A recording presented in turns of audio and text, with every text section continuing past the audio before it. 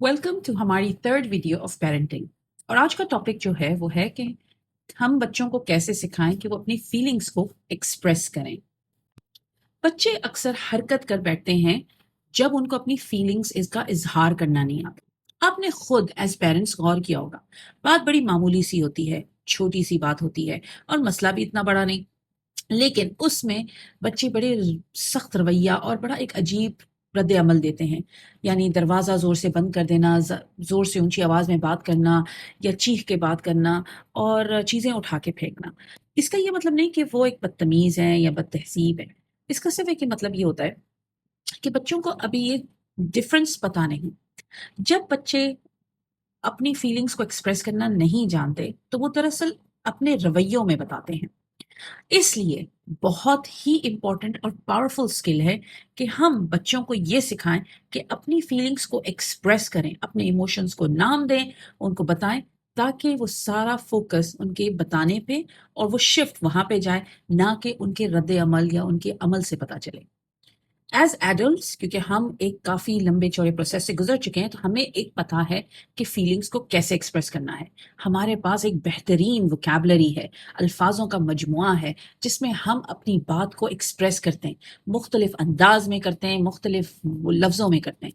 लेकिन बच्चे, हमारे जो अल्फाज हैं वो ये होंगे कि हम डिसअपॉइंटेड हैं, हम मायूस भी हैं, हम फ्रस्ट्रेटेड हैं, हम बहुत खुश हैं, हम फ़ख्र करते हैं।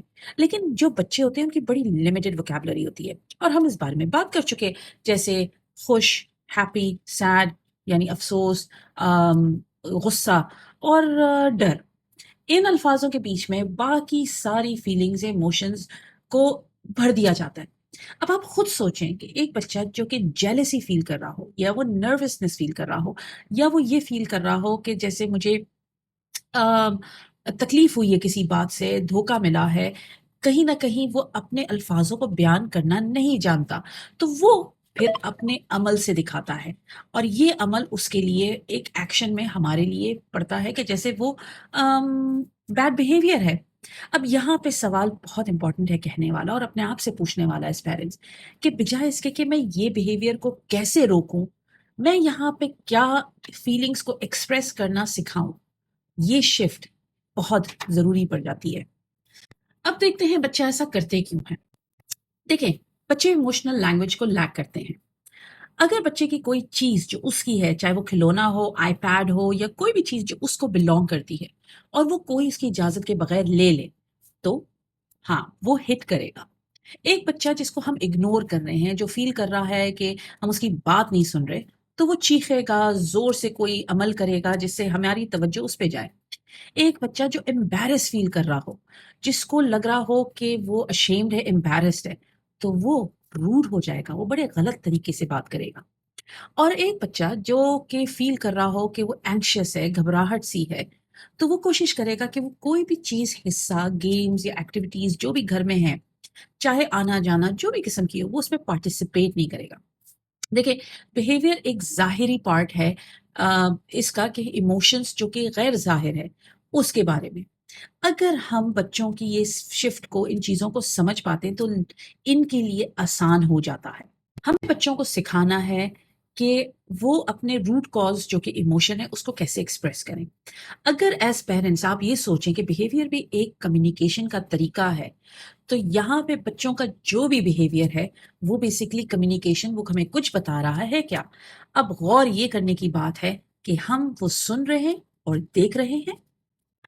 बहुत ज़्यादा इफ़ेक्टिव और पावरफुल टूल जो है पेरेंटिंग में, वो ये है कि इमोशन कोचिंग।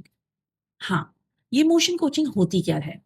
इमोशन कोचिंग दरअसल एक प्रोसेस है जिसमें हम बच्चों को सिखाते हैं कि वो अपने इमोशंस को आइडेंटिफाई करें, पहचानें, उनको समझें और फिर उसको एक्सप्रेस करें।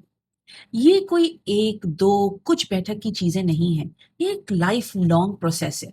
यहाँ पे बच्चे बहुत सी चीज़ों को समझते हैं, इमोशंस को फ़ील करते हैं और फिर उसके बाद एक्सप्रेस करना जान जाते हैं कि इसको कैसे एक्सप्रेस किया जाता है। अब आप सोच रहे होंगे शायद ये चीज़ें छोटे बच्चों के लिए जिनके पास कोई वोकैब्युलरी नहीं है, नहीं। काफ़ी बच्चे ऐसे भी हैं जो कि पहुँच जाते हैं एक अच्छी खासी उम्र में, यानी 10 साल के भी हो जाएँगे, 13 साल के भी हो जाएँगे, 14 साल के भी हो जाएँगे। लेकिन अब तक उनको एक्सप्रेस करना नहीं आता, क्योंकि वो एक्सपोज़र नहीं मिला हुआ होता। अब देखें, एक छोटी सी एग्जांपल, एक बच्चे ने मेहनत की एक एक्टिविटी में, कुछ करने में। अगर छोटा बच्चा होगा तो उसने टावर बनाने में, खिलौने में टावर बनाते हुए की। एक बच्चे ने जो थोड़ा बड़ा होगा ड्राइंग की होगी, स्केचिंग की होगी या पेंटिंग किया होगा, और शायद उससे बड़ा कोई प्रोजेक्ट किया होगा और वो हो जाए खराब, तो उसने उठा के फेंका या तोड़ा या रोना शुरू कर दिया। अब यहाँ पे हम सबसे बड़े जो हैं वो पेरेंट्स, हम अक्सर ये कह देते हैं, ये क्या करने की ज़रूरत थी? ये क्यों किया? इतनी भी बड़ी बात नहीं थी, कोई बात नहीं थी, कर लेते, फिर से कर लेते। हमारा अंदाज़ कहने का बहुत कुछ बता देता है। अब यहाँ पे हमारा इमोशन कोचिंग का काम ये है कि हाँ, हम एक्नॉलेज करें कि वाक़ई उन्होंने मेहनत की थी। हम एक्नॉलेज करें कि वो चीज़ पे उनकी तवज्जो पूरी थी और वो बहुत अच्छा काम कर रहे थे। तो आप ये कह सकते हैं कि हाँ, मैंने देखा था इस पे आपने मेहनत की और एकदम से ये गिरना, मुझे पता है आपको तकलीफ़ हुई है। चलो मैं आपकी मदद करूँ इसमें, या हम इसको नए अंदाज़ में कहते हैं, क्या सीखा आपने इससे? ये एक बहुत ही पावरफुल टूल है। यहाँ पे ये बताने से बच्चों का फ़ोकस इस पे आ जाता है कि हम कैसे एक्सप्रेस करें, फिर चाहे कोई टेंट्रम थ्रो करने के या कोई चीज़ें फेंकने के। अब हम बिहेवियर को रिप्लेस करेंगे अल्फाज़ों से। और ये एक पावरफुल टूल है जिस बारे में हम बार-बार ज़िक्र कर रहे हैं। देखें, अगर किसी आपके बच्चों में किसी एक ने किसी की चीज़ ले ली, तो आप ज़्यादातर यही बोलेंगे एज़ पेरेंट्स, जो कि आम तौर पे बोला जाता है कि मत लो, मत छीनो, मत पुश करो, मत ये करो। देखिए, ये सारी चीज़ें 2 अल्फाज़ों की बात है। इसको बेहतर अंदाज़ में कहा जा सकता है। हम ये भी कह सकते हैं कि हाँ, मुझे गुस्सा आ रहा है, मैं जब आप ये चीज़ को ले रहे हैं। मुझे ये चीज़ अच्छा नहीं लग रहा, प्लीज़ स्टॉप, मुझे ये ख़त्म करने दें। प्लीज़ मुझे थोड़ा वक़्त दे दें ताकि मैं ये ख़त्म कर लूँ। जब हम मुख्तलिफ़ चीज़ों को बयान करना सिखा रहे हैं बच्चों को, तो वो अपनी फीलिंग्स को खुद ही एक्नॉलेज कर रहे हैं, पहचान रहे हैं और वो रिएक्ट नहीं कर रहे। और ये आप भी एज़ अ पेरेंट कर सकते हैं। आपने देखा कि आपके बच्चों में एक ने किसी और की चीज़ ले ली तो दूसरा वाला भागा उसे मारने के लिए या धक्का देने के लिए, क्योंकि उसके अंदर एक गुस्सा था, वो गुस्सा फ़ील कर रहा था और उस गुस्से को हम ही समझ सकते हैं और पहचान सकते हैं। तो एज़ अ पेरेंट आप मॉडल करें और जिसमें आप बताएँ कि हाँ, इधर आओ, अब मैं आपको बताती हूँ कि मारने की इजाज़त नहीं है, लेकिन आप अपने भाई या बहन को कह दो कि मैं अभी भी इसके साथ खेल रहा हूँ और इस्तेमाल कर रहा हूँ। ये शिफ्ट बच्चों को कम्युनिकेशन का तरीका भी सिखाती है। वो अदब और एहतराम से अपनी बात कहना जानने सीख जाते हैं।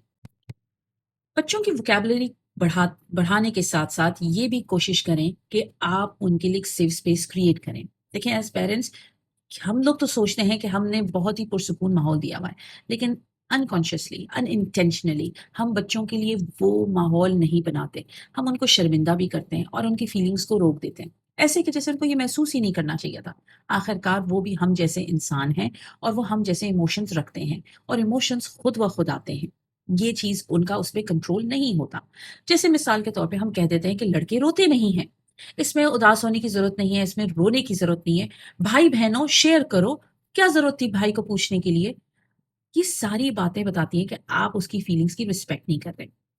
इन सब के बजाय कोशिश करें कि ये कहें कि जैसे हाँ, हम सबको कभी-कभी ये बात फ़ील होती है, इट्स ओके। कभी-कभी इंसान को दुःख होता है कि किसी ने आपकी चीज़ बगैर पूछी ले ली। ओके, अगर ये हुआ था तो भाई को क्या कहना चाहिए था आपसे लेने से पहले? पूछना चाहिए था, और वो कैसे पूछेंगे? जब आप उनको कम्युनिकेशन का तरीका सिखा रहे होते हैं, तो बच्चों के अंदर अवेयरनेस आती है, वो शऊर होता है। याद रखें, हर बिहेवियर को गाइडेंस की ज़रूरत होती है और मैं जैसे ये कह चुकी हूँ कि हम हैं वो रोल मॉडल्स। आखिर में, बच्चे ये नहीं चाहते कि हम उनकी सारी फीलिंग्स या उनकी मुश्किलात को बस फिक्स कर दें। वो दरअसल ये चाहते हैं, जो कि वो इज़हार नहीं करते, कि हम उनके ऊपर यकीन करें, भरोसा करें और उनको मौका दें कि वो अपनी बात को एक्सप्रेस कर सकें। यहाँ पे लर्निंग की बहुत ज़्यादा अपॉर्च्युनिटीज़ हैं। जब जब आप उनको सिखाते रहेंगे और रोल मॉडल करते रहेंगे, उनमें शऊर आता जाएगा और बाशऊर होते हुए वो अपनी बातों को अल्फाज में एक बेहतर कम्युनिकेशन के अंदाज में बता सकेंगे। जितना ज़्यादा शऊर होगा, उतनी इंटेंसिटी उनके रवैयों में कम होगी और यही बात काफ़ी मसलों का हल है।